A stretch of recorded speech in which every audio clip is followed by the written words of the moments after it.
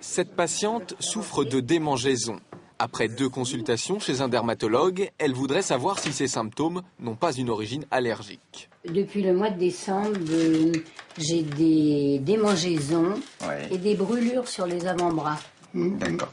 Est-ce que là, en ce moment, depuis le mois de décembre, vous avez aussi des problèmes de rhinite Non, pas du tout. Donc, c'est uniquement les épisodes de démangeaison et de brûlure des bras. Ok.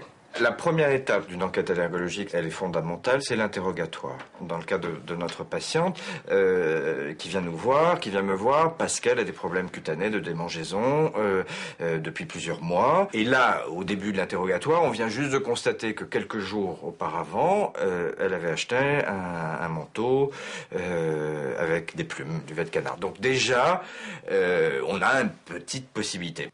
Pour confirmer ou infirmer cette intuition clinique, l'allergologue passe alors à la 2e étape, les tests cutanés. Il dépose sur le bras de sa patiente des extraits d'allergènes choisis d'après l'interrogatoire. Le but, reproduire à très petite échelle la réaction allergique. Chaque petite goutte que j'ai déposée, chaque extrait d'allergène, je vais faire toute petite scarification qui fait pas mal du tout, hein, je vous rassure, qui picote. Ah oui, non, ça fait pas mal. Ça fait pas mal. Non, hein. Donc, et je vais faire ça dans chaque test, dans chaque goutte d'allergène que j'ai déposé.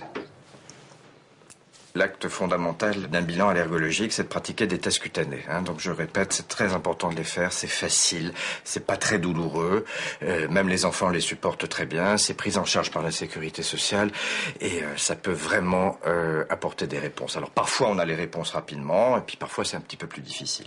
Si un bouton apparaît de la taille d'une piqûre de moustique, c'est que l'organisme a réagi à l'allergène. Mais dans le cas présent, le test ne permet pas de trancher. On a un test de référence qui s'appelle le témoin positif, hein, qui réagit chez la majorité des patients et qui permet de comparer avec les autres tests. Donc c'est celui-là. Hein. Donc pour l'instant, les tests que j'ai effectués sont négatifs.